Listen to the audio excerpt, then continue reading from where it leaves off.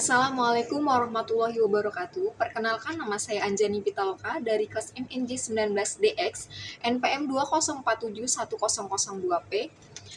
Yang pertama-tama, di sini saya ingin berterima kasih kepada Bapak Ahmad Joko Maruti, SEMM selaku dosen pengampu mata kuliah Hukum Pajak yang telah memberikan kesempatan kepada saya untuk memperbaiki nilai saya dengan mempresentasikan pertemuan 13 dalam sebuah video ini. Baiklah, dalam kesempatan kali ini saya akan mempresentasikan materi pertemuan 13 yang mana akan membahas tentang pembukuan atau pencatatan, pemeriksaan, dan penyidikan pajak. Di slide pertama ini ada yang namanya pembukuan pajak. Apa sih pembukuan pajak itu? Pembukuan pajak adalah suatu proses pencatatan yang dilakukan secara teratur untuk mengumpulkan data dan informasi keuangan meliputi harta, kewajiban, modal, penghasilan dan biaya, serta jumlah harga perolehan dan penyerahan barang atau jasa yang ditutup dengan menyusun laporan keuangan berupa neraca dan laporan laba rugi pada setiap tahun pajak terakhir. Dasar hukum kewajiban menyelenggarakan pembukuan adalah UU nomor 6 tahun 1983, STDTD, UU nomor 16 tahun 2000 tentang KUP pasal 28 ayat 1, yang mana bunyinya adalah wajib pajak orang pribadi yang melakukan kegiatan usaha atau pekerjaan bebas dari wajib pajak badan di Indonesia wajib menyelenggarakan pembukuan. Kemudian di slide yang kedua, di dalam pembukuan pajak, pembukuan ini merupakan proses pencatatan secara teratur untuk mengumpulkan data dan informasi tentang yang pertama ada keadaan harta, kewajiban, modal, penghasilan dan biaya, penjualan dan pembelian, serta harga perolehan dan penyerahan BKB, BKP atau JKP. Kemudian pembukuan wajib pajak ini dilakukan oleh wajib pajak orang pribadi yang melakukan kegiatan usaha atau pekerjaan bebas di Indonesia dan wajib pajak badan. Di slide selanjutnya ini ada pengecualian pembukuan pajak. Pengecualian pembukuan pajak ini yang pertama ada dikecualikan pada kewajiban pembukuan tetapi wajib melakukan pencatatan. Maksudnya adalah WPOP yang melakukan kegiatan usaha atau pekerjaan bebas yang diperbolehkan menghitung penghasilan neto dengan menggunakan norma penghitungan penghasilan neto yaitu yang peredarannya kurang dari 600 juta rupiah per tahun. WP atau OP yang tidak melakukan kegiatan usaha atau pekerjaan bebas. Kemudian yang kedua itu dikecualikan dari kewajiban menyelenggarakan pembukuan atau pencatatan adalah wajib pajak orang pribadi yang tidak wajib menyampaikan SPT. Kemudian di sini ada pencatatan pajak. Apa sih pencatatan pajak itu? Pencatatan pajak yaitu pengumpulan data secara teratur tentang peredaran atau penerimaan bruto atau penghasilan bruto sebagai dasar untuk menghitung jumlah pajak yang terutang. Pencatatan ini dilakukan oleh wajib pajak orang pribadi yang melakukan kegiatan usaha atau pekerjaan bebas yang penghasilan bruto di bawahnya 600 juta rupiah per tahun. Kemudian di dalam pencatatan pajak itu ada sebuah tujuan. Nah, tujuan dari pencatatan pajak atau tujuan pembukuan adalah yaitu untuk mempermudah yang pertama pengisian SPT, yang kedua penghitungan penghasilan kena pajak, yang ketiga penghitungan PPN dan PPNBM, yang keempat itu ada mengetahui posisi keuangan dan hasil kegiatan usaha atau pekerjaan bebas. Nah, di slide selanjutnya ini ada syarat-syarat pembukuan atau pencatatan pajak. Yang pertama, itu sekurang-kurangnya berdiri dari catatan yang dikerjakan secara teratur yang mengenai keadaan kas dan bank. Yang kedua ada daftar utang dan piutang, kemudian daftar persediaan barang, kemudian pada akhir tahun pajak membuat neraca dan laporan laba atau rugi. Yang kedua itu syaratnya diselenggarakan di Indonesia dengan menggunakan huruf Latin, kemudian mata uang rupiah, kemudian dalam bahasa Indonesia atau bahasa asing yang diizinkan oleh Menteri Keuangan. Syarat yang ketiga itu ada pembukuan dengan bahasa asing dan mata uang selain rupiah harus ada izin dari Menteri Keuangan.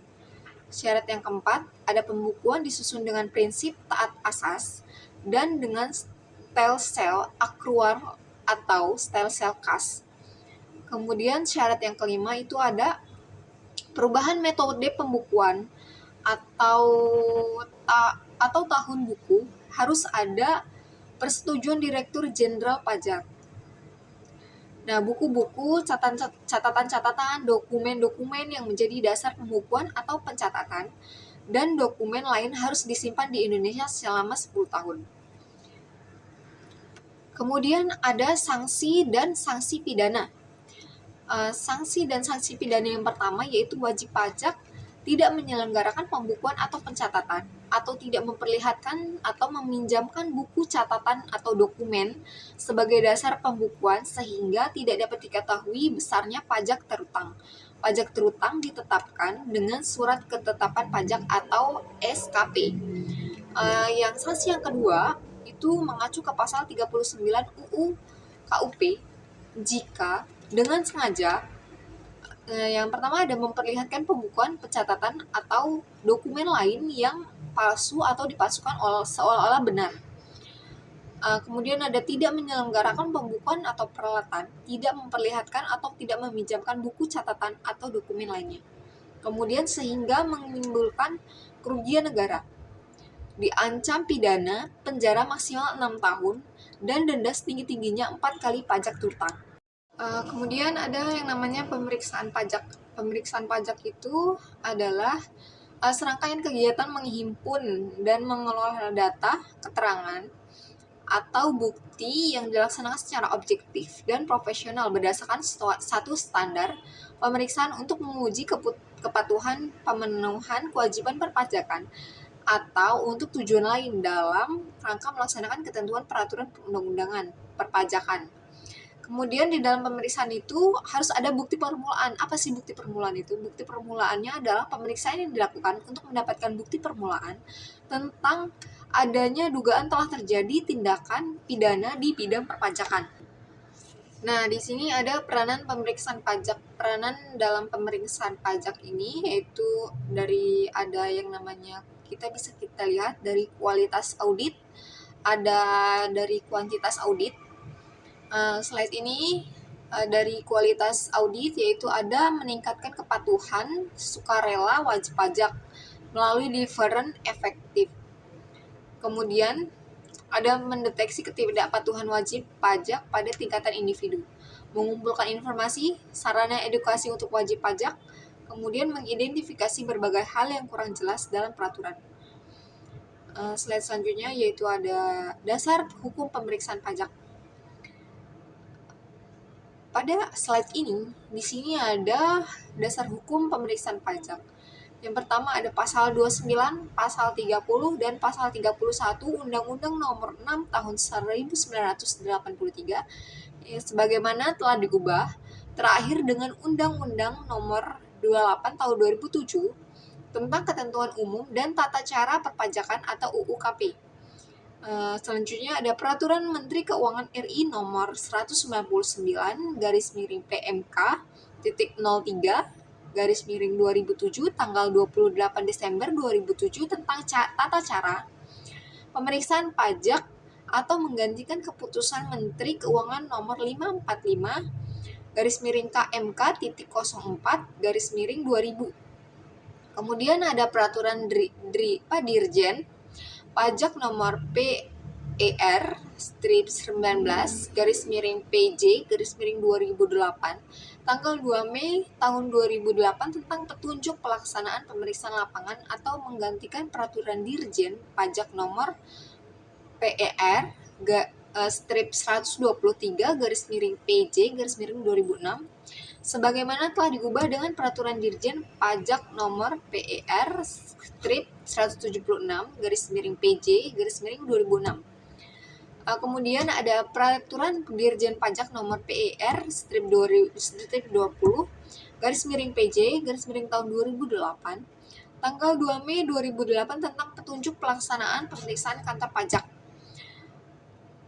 Kemudian di slide selanjutnya itu ada tujuan pemeriksaan pajak. Tujuan pemeriksaan pajak itu dapat dilakukan melalui pemeriksaan kantor atau PK atau pemeriksaan lapangan atau PL. Nah, di dalam pemeriksaan kantor atau pemeriksaan lapangan ini kita menguji kepatuhan pemenuhan kewajiban perpajakan. Tujuan lainnya yaitu dalam rangka melaksanakan ketentuan peraturan perundang-undangan perpajakan. Kemudian di dalam slide selanjutnya itu ada ruang lingkup pemeriksaan pajak. Nah, ruang lingkup pemeriksaan pajak ini dibagi menjadi dua. Yang pertama ada pemeriksaan menguji kepatuhan, terus kemudian ada pemeriksaan tujuan lain. Di dalam pemeriksaan menguji kepatuhan ini dibagi lagi, yaitu ada satu atau beberapa seluruh jenis pajak, baik atau satu atau beberapa masa pajak, bagian tahun pajak dalam tahun bulan atau tahun lalu. Kemudian artinya WP memohon pengambilan kelebihan pembayaran pajak. SPT lebih bayar. Kemudian SPT lebih bayar, SPT menyatakan rugi. Nah, kemudian tidak menyampaikan atau menyampaikan SPT. Kemudian yang melampaui batas waktu pada surat teguran. Kemudian ada melakukan penggabungan peleburan dan lain-lain. Kemudian SPT memenuhi kriteria seleksi analisis risiko. Nah, itu adalah pembagian dari pemeriksaan menguji kepatuhan dari lingkungan hidup. Nah, selain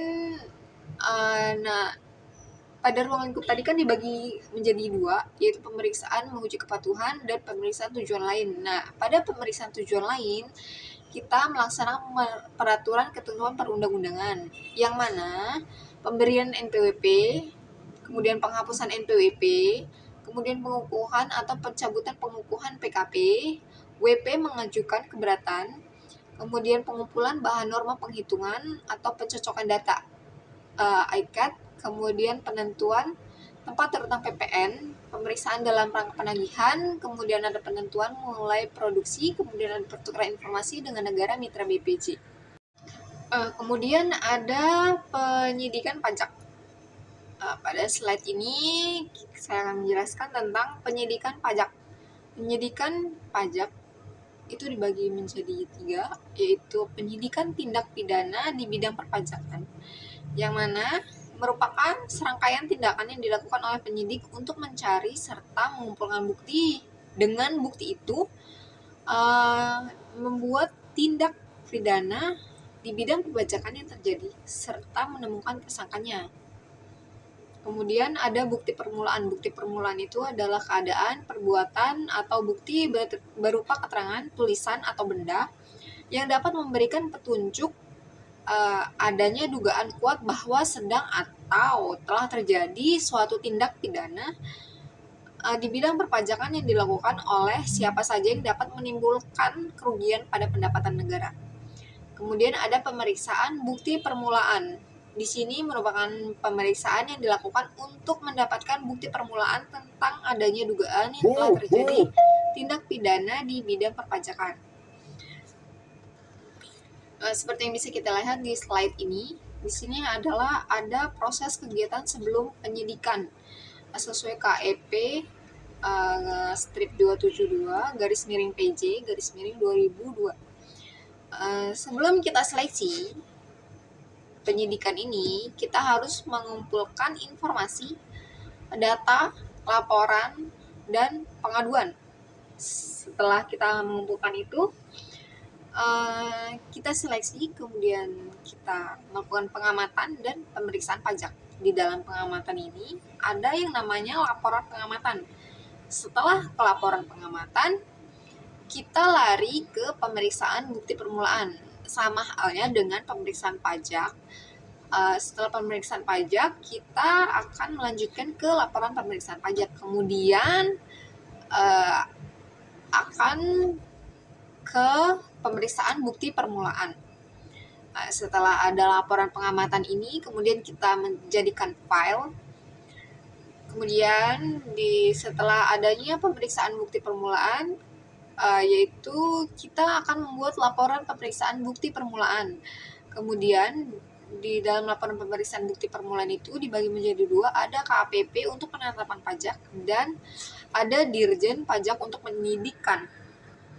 Nah, di sini ada asas hukum penyidikan pajak. Yang pertama ada asas legalitas, asas keseimbangan, asas praduga tak bersalah, prinsip pembatasan perusahaan, prinsip pembatasan penahanan, maksud saya itu asas ganti rugi dan rehabilitasi, kemudian penggabungan pidana dengan tuntutan ganti rugi, asas unifikasi, prinsip diferensiasi fungsional, kemudian ada prinsip saling koordinasi, kemudian ada asas peradilan sederhana, cepat, dan biaya ringan, kemudian prinsip peradilan terbuka untuk umum. Nah, selanjutnya yaitu di sini ada yang namanya penghentian penyidikan pajak.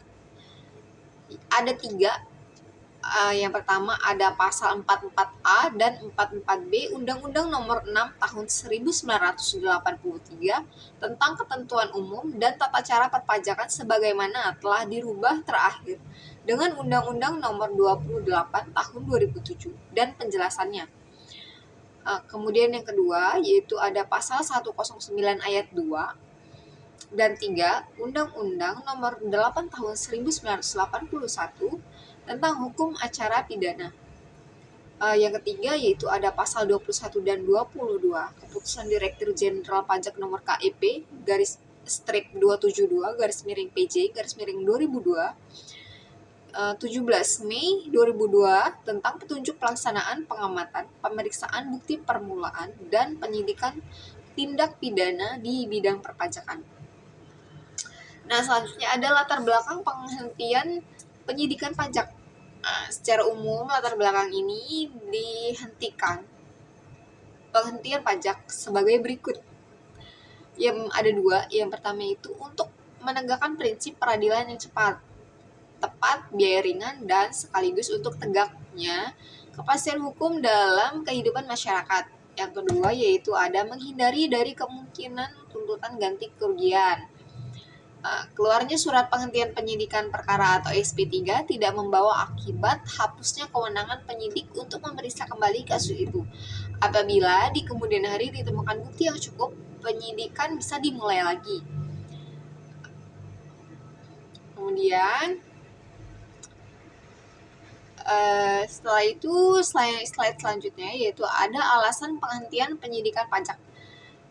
Ada 2, yang pertama itu atas usul penyidik, yang kedua atas permohonan wajib pajak. Nah, atas usul penyidik ini terbagi lagi, yaitu ada tidak terdapat cukup bukti, kemudian peristiwa tersebut bukan merupakan tindak pidana di bidang perpajakan, kemudian penyidikan dihentikan karena peristiwanya telah kadaluarsa, kemudian tersangka meninggal dunia. Ini atas usul penyidik. Ini juga alasan kenapa penghentian penyidikan pajak dilakukan. Yang kedua ini ada atas permohonan wajib pajak. Wajib pajak boleh mengajukan permohonan penghentian penyidikan sepanjang perkara tersebut belum dilimpahkan ke pengadilan.